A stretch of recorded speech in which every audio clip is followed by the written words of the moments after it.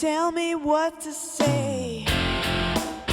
Hello and welcome to another nauseating new episode of City's Nibbage with sbrebrown and Gourmet Pens! Gourmet Pens, Gourmet Pens, Gourmet Pens, Gourmet Pens. That was extremely high, my throat hurts a little. Alright, and today we will have a look at this pen. And the pen we're talking about is a Pilot pen. Pilot! Highly pen. requested. Pilot pen, yes. The pen we're talking about is... Wait, why don't you show... Yeah, because it looks cute in there. Oh. It's the custom 823. That's what has been given to us. Well, not given to us. This is... what I wanted to say was this has been requested a lot. So the idea... How do you function? The idea has been given to us to review this pen, and we were able to do so. Yeah. The pen, I would say, I think we should give our first impressions, and since you're holding the box, you always like the box, so why don't you talk about the box? Okay, I'll talk about the box. My first impressions of the box were, Yeah, put it back together. It's a box. Yes, it's a box. I think the box is super underwhelming. I do like the... Well, No, just, I'm not done! I'm sorry. This felt really freaks me out because I think at one point it was white and now it's kind of yellow. But anyway. I do like the satin bed and I think it's really, really nice. It's like satiny and then there's molds for the bottle of ink and to clip the pen into place. But I really like that it comes with a 70 milliliter bottle of ink, which is really cool. And I think this is the coolest sailor bottle Pilot bottle I have ever seen. Don't do things like that. You can barely hold a pen. True. Right? And this is black. And there's the pen. So First impressions? I mean the box itself is just it's just like cardboard or whatever. But I think it's really, really great that you get such a large bottle of ink with it, and that it stays in place, and that there's not. I like that there's not like a million parts to it, and there's not a whole ton of packaging thrown in here. It's not like amazingly beautiful, but it's functional and simple, and it's really nice that you get a giant bottle of ink with it. And what about the pen? That was the packaging. The pen. This is the amber finish, which we picked the amber over the smoky gray finish because I think the amber was just a little warmer, a little prettier. Plus you could see the mechanism inside a little easier. I think it's a really nice shape. My first impressions were very positive. It looks good. It's not extremely heavy. It's a nice size. And we picked the soft medium nib. So, and we did get to dip it in store. And the dip test was quite pleasant, so my first impressions of the pen were quite positive, apart from the price. Price will come back to. Yes. My first impressions reflect yours. I really like the ink bottle. I think it's a very cool design.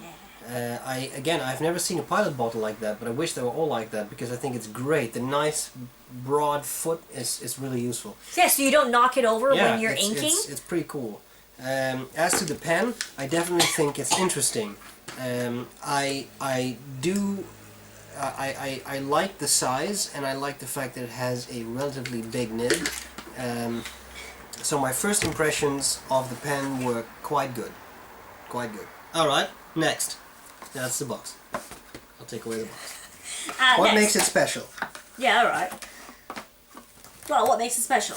Well, I think what makes this pen special in this specific incarnation is two things.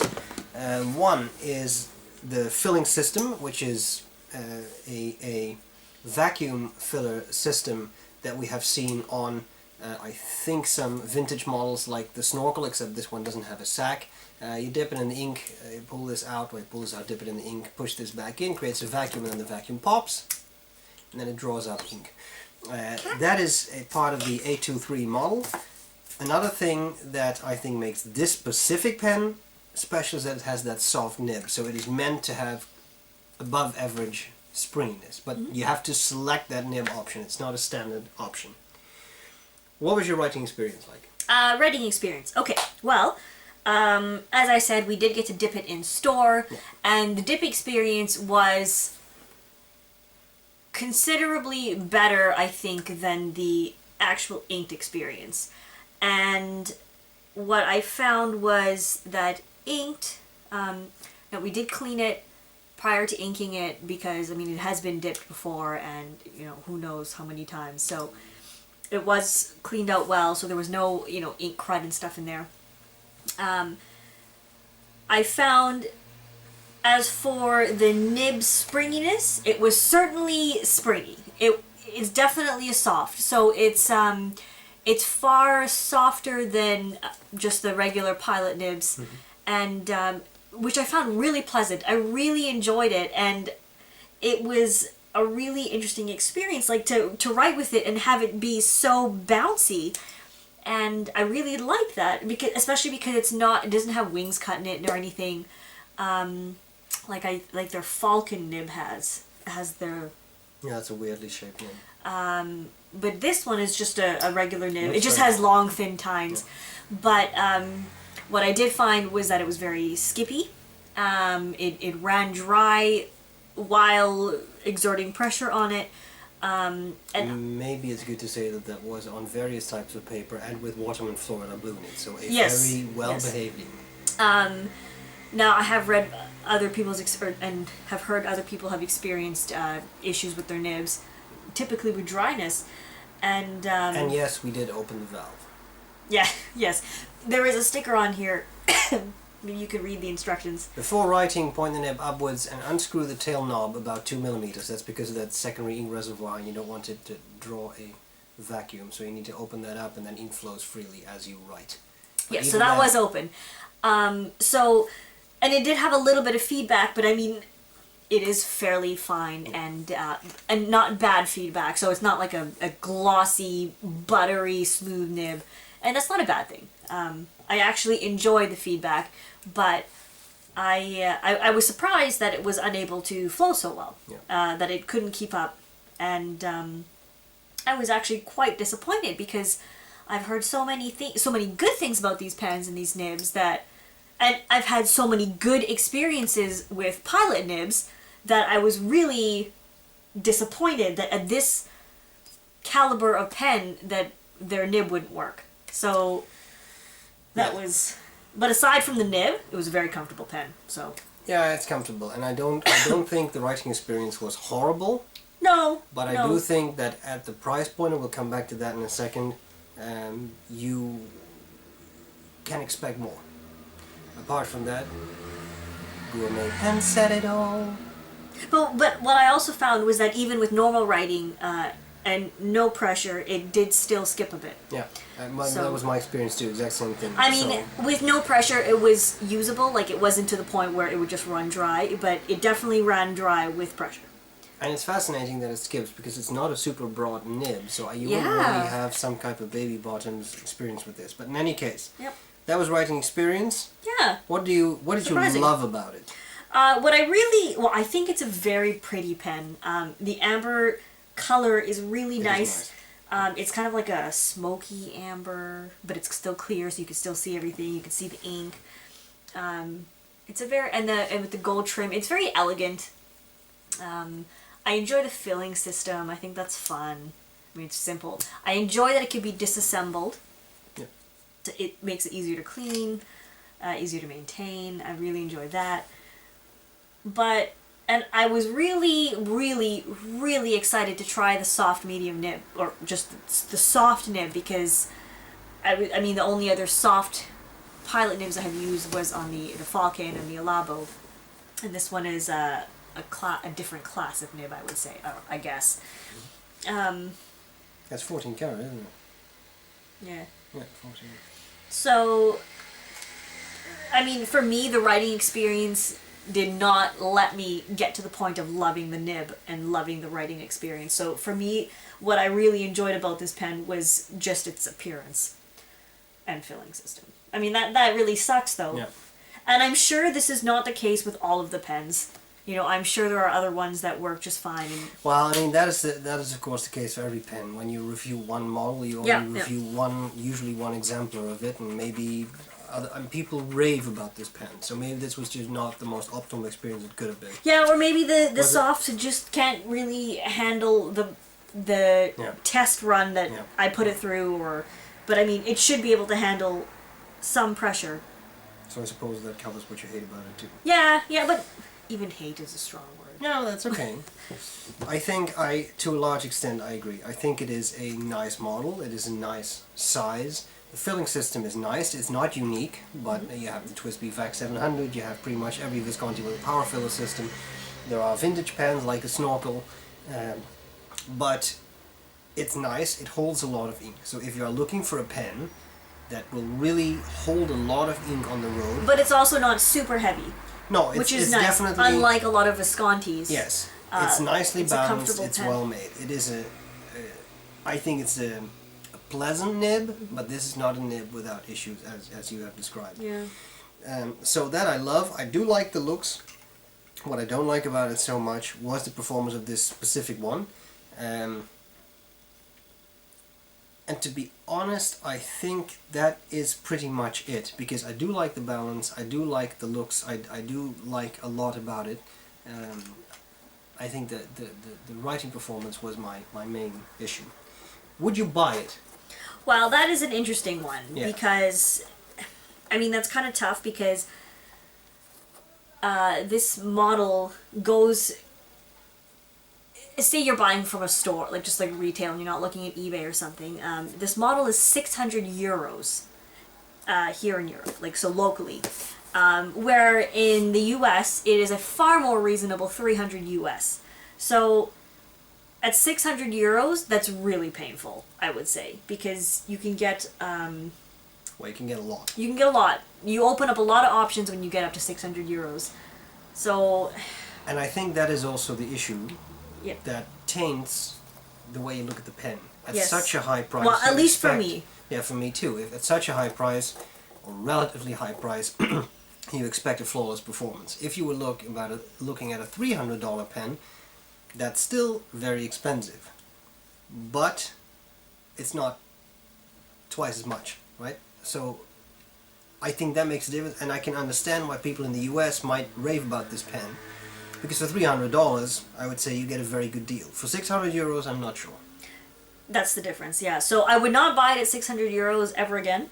No. But for $300, especially if you could get the nib checked out and fixed, I mean, you could always send it back to whoever you purchased it from, you could get it nib-meistered. That would be worth it, because, I mean, it is quite decent. And I wonder if it is this particular pen, because people go ballistic over this pen model, so maybe it was just a lemon. That's possible.